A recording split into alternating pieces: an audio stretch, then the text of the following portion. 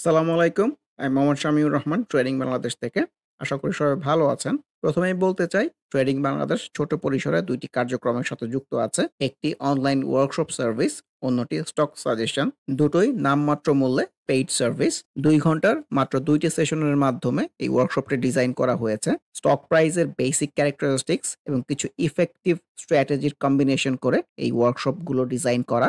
নতুন কিংবা পুরাতন যেকোনো ধরনের বিনিয়োগকারী এই ওয়ার্কশপে অ্যাটেন্ড করতে পারবেন। যারা প্র্যাকটিক্যালি ট্রেডিংটা হাতে কলমে শিখে রেগুলার ইনকাম জেনারেট করতে চান, তারা চাইলে ট্রেডিং বাংলাদেশের এই ওয়ার্কশপ কার্যক্রমে যুক্ত হতে পারেন। এর বাইরে যারা চাকরি, ব্যবসা কিংবা অন্য যেকোনো ধরনের কাজের জন্য রেগুলার এই মার্কেটটা ফলো করতে পারেন না, কিন্তু স্টক মার্কেটের সাথে কানেক্ট থাকতে চান, তারা চাইলে ট্রেডিং বাংলাদেশের স্টক সাজেশন সার্ভিসটা অ্যাভেইল করতে পারেন। এর বাইরে এই চ্যানেলে ট্রেডিং বেসিক্স নামে একটি প্লেলিস্ট রয়েছে।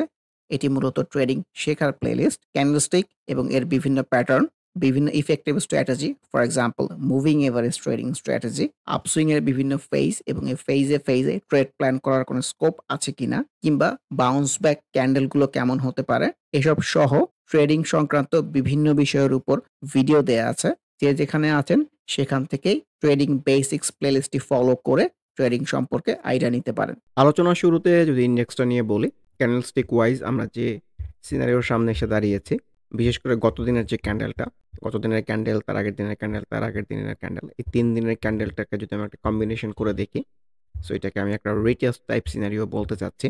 যে ছোট্ট একটা আপসুইং এর পরে সেল সিনারিও হয়ে এক্সপেক্টেড ছিল কারেকশনে চলে আসবে, কিন্তু সেটা না হয়ে কিন্তু একটা ভালো ক্যান্ডেল পাওয়া গেছে। সো এই ৩ দিনের প্যাটার্ন মিলে একটা রিটেস্ট টাইপ হয়েছে। তো এই ধরনের সিনারিও পেলে সাধারণত সুইংটা আরেকটু উপরের দিকে যায়। ভলিউমের মধ্যে যেটা বলতে চাই যে ভলিউমটা একটু কমে গেছে, এটা একটু চিন্তার বিষয়। ভলিউমটা যদি একই লেভেলে থাকতো বা একটু বেটার ডেভেলপ করতো তাহলে আরেকটু কনফার্ম হওয়া যেত। ইন্ডেক্সের মধ্যে সিনারিও এটাকে রিটেস্টই বলতে চাচ্ছি। ইম্পর্টেন্ট পার্ট হচ্ছে রেগুলার রিটেস্ট কিংবা নর্মাল সিনারিওতে রিটেস্ট আসলে পার্টিকুলার স্টক বা বিভিন্ন স্টকের মধ্যে রিফ্লেকশনটা থাকে, কিন্তু ইন দিস কেস বেশিরভাগ স্টকের মধ্যেই কিন্তু রিটেস্ট টাইপ সিনারিও দেখা যাচ্ছে না কিংবা ভালো সিনারিও দেখা যাচ্ছে না। সেই প্রেক্ষাপট থেকে বলতে চাচ্ছি যে এই রিটেস্টটাকে একটা হাফ হার্টেড রিটেস্টই বলতে চাচ্ছি। যে স্টকগুলো অ্যাক্টিভিটির ভেতরে আছে সেগুলো ভালো করার সম্ভাবনা বেশি। যেগুলা প্রপার কারেকশন হচ্ছে সেগুলো হয়তো কারেকশনে কন্টিনিউ করবে। কালকে যদি এই রিটেস্টের পজিটিভ রিফ্লেকশন পাওয়া যায় তাহলে সেই স্টকগুলো ভালো করতে পারে। সো মুভিং এভারেজ 50 এটাও একটা রেজিস্ট্যান্সের জায়গা। তো সব কিছু বিবেচনায় এটাকে একটা হাফ হার্টেড রিটেস্টই বলতে চাচ্ছি। সো দেখার বিষয় এই সিনারিও থেকে ইন্ডেক্সটা আসলে আপকামিং ডেজ কেমন বিহেভ করে। ইন্ডিভিজুয়াল স্টক আলোচনার শুরুতে যদি ফার্স্ট প্রাইম মিউচুয়াল ফান্ডের কথা বলতে চাই, এক্সপেকটেশন অনুযায়ী কিন্তু কারেকশনটাই হচ্ছে। কনভেনশনাল সাপোর্ট যে এইসব জায়গাতে যদি চলে আসে তাহলে কিন্তু অবাক হওয়ার মতো কিছু নাই। আমরা এটার মধ্যে কিন্তু প্রপার ডাউন ট্রেন্ডি ক্যারেক্টারিস্টিক্সই লক্ষ্য করা যাচ্ছে। আমরা এটা এর চেয়ে একটু বেটার, এর চেয়ে একটু বেটার ইন এ সেন্স ছোট্ট একটা আপসুইং হয়েছে রিসেন্টলি যদি বলি, আবার সেলসিনার হয়ে কারেকশন হয়ে আবার একটা half hearted bounce back type এসছে। ভলিউমটা কমে যাচ্ছে, এটাই চিন্তার বিষয়। ব্যাংক সেক্টরের মধ্যে ফর এক্সাম্পল এবি ব্যাংক ইন্ডেক্সের সাথে কিন্তু ওইভাবে কোনোভাবেই রিফ্লেক্টেড হতে পারতেছে না। সো চার্টে ক্লিয়ার কোনো প্যাটার্ন নাই, প্রপার সাইড সুইং সাইড ট্রেন্ডের মধ্যেই মেনটেন করতেছে। এসিআই এর মধ্যেও ক্যান্ডেল ওয়াইজ যে খুব ভালো রিফ্লেকশন তেমনও বলতে চাচ্ছি না। অ্যাকমি ল্যাবের কথা স্পেশালি মেনশন করতে চাই, looks very good to me. ভলিউমের ডেভেলপমেন্টটা খুবই সুন্দর, অনেক ড্রাই ভলিউমের পরে কিন্তু ভলিউমটা খুবই সুন্দর অ্যাক্টিভ করতে পেরেছে। যদিও ছোট্ট একটা আপসুইং এর পরে এই ধরনের সিনারিওকে আমি সেল সিনারিও টাইপই বলতে চাই, যেহেতু ভলিউমটা অ্যাক্টিভ আছে। সুইং এর আরো ফেজ কিংবা আপসুইংটা আরো উপর পর্যন্ত কন্টিনিউ করলেও অবাক হওয়ার মতো কিছু নাই।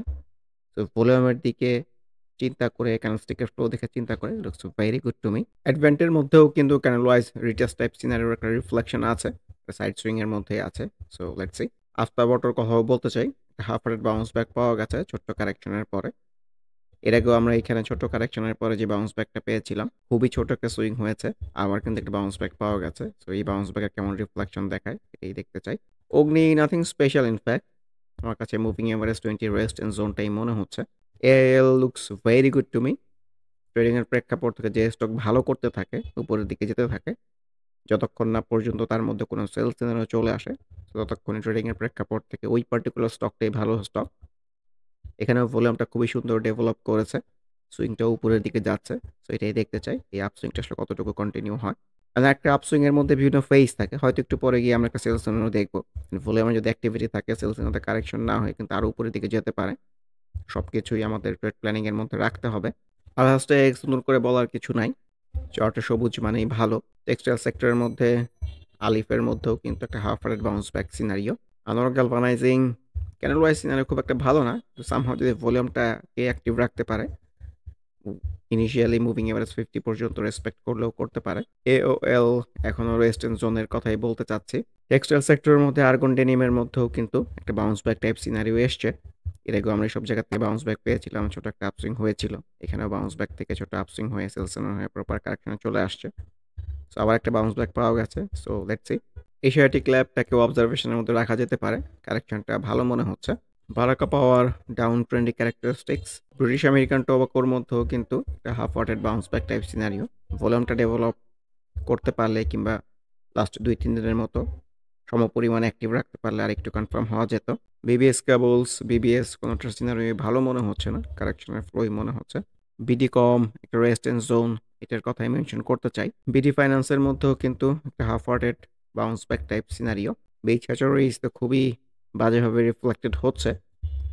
সো যে কারেকশন হচ্ছে এই কারেকশনগুলোই কিন্তু নতুন ট্রেড অপরচুনিটি নিয়ে আসে। মুভিং এভারেজ 50টাকে ক্রস করে গেছে।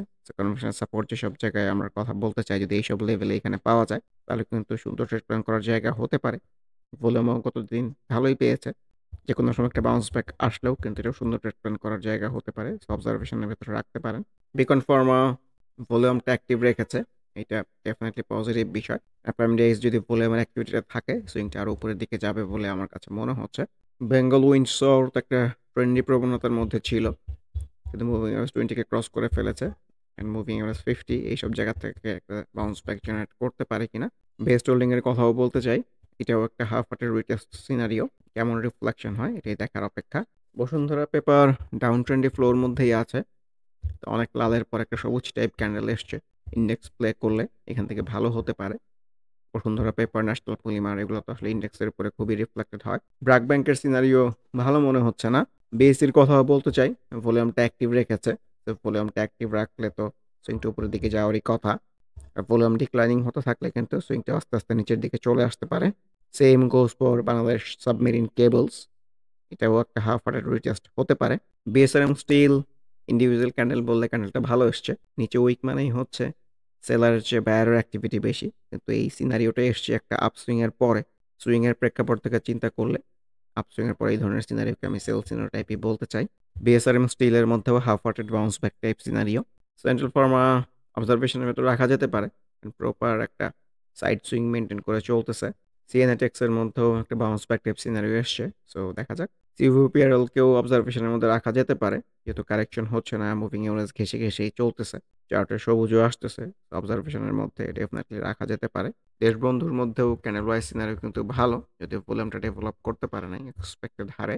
দেশ গভর্নমেন্টস যদি ভলিউম অ্যাক্টিভ রাখতে পারে আমার কাছে মনে হয় এখান থেকেও ভালো করে স্কোপ সৃষ্টি হতে পারে। আর মুভিং এভারেজের উপর দিয়ে কন্টিনিউ করতেছে মানেই কিন্তু স্টকের মধ্যে ট্রেন্ডি প্রবণতা রয়েছে।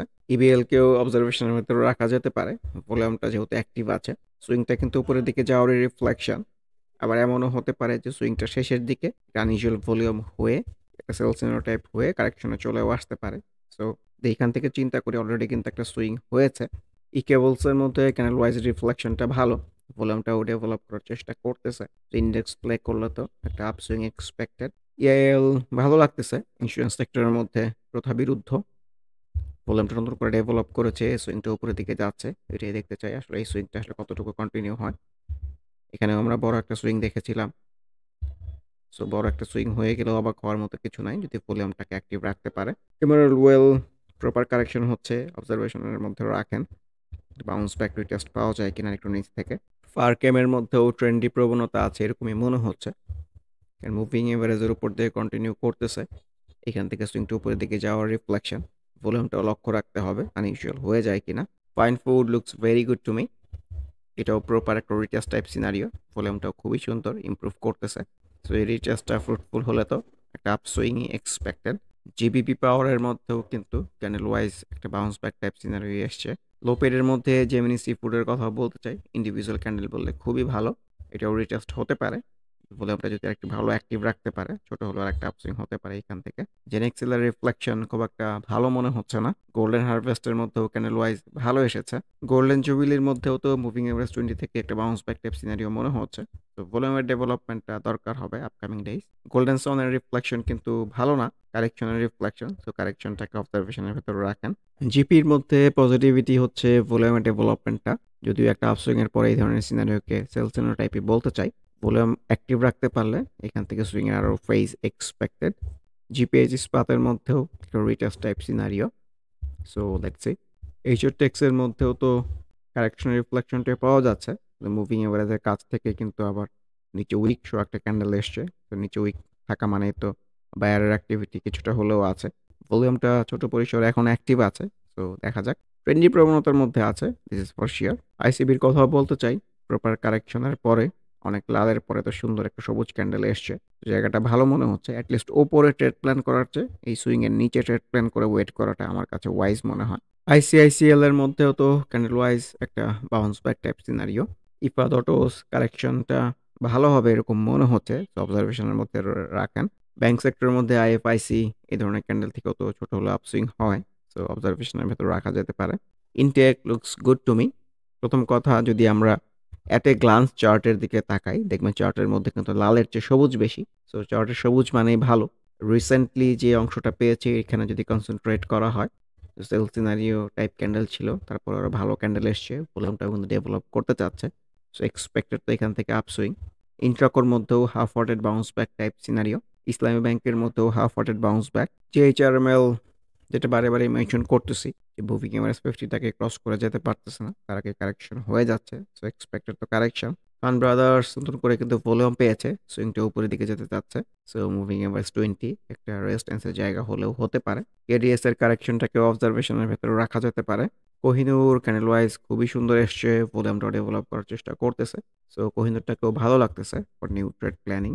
কেপিসিএলকেও অবজারভেশনের মধ্যে রাখতে পারেন, কারেকশন হচ্ছে না, একটা সাইড সুইং এর মধ্যেই চলার চেষ্টা করতেছে।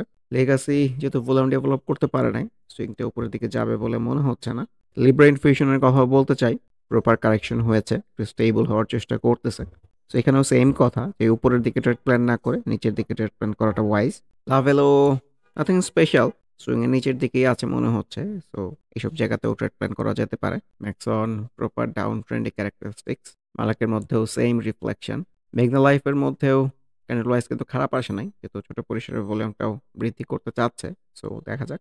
মুজাফফর হোসেনে কিন্তু ছোট ছোট সুইং করে উপরের দিকে যাওয়ার রিফ্লেকশন, এই যে আপ সুইং হয়ে একটু এসে আবার উপরে গিয়ে আবার নিচে এসে এখনো কিন্তু নিচের দিকেই আছে। আর গতকালের ক্যান্ডেলটাও খারাপ না। তো ছোট একটা আপসুইং এর জন্য এক্সপেকটেশন রাখা যেতেই পারে। আবারও মনে করিয়ে দিতে চাই, যারা নামমাত্র মূল্যে প্র্যাকটিক্যাল ওয়েতে ট্রেডিংটা হাতে কলমে শিখে রেগুলার ইনকাম জেনারেট করতে চান, তারা ওয়ার্কশপ অ্যাটেন্ড করতে পারেন। এর বাইরে এই চ্যানেলের ট্রেডিং বেসিক্স প্লেলিস্টের ভিডিওগুলো দেখে যে যেখানে আছেন সেখান থেকে ট্রেডিং সম্পর্কে আইডিয়া নিতে পারেন। এর বাইরে স্টক সাজেশন কার্যক্রমেও যুক্ত হতে পারেন। সবাই ভালো থাকবেন। আল্লাহ হাফেজ। Happy trading. This is Shamiur Rahman signing off from today's episode.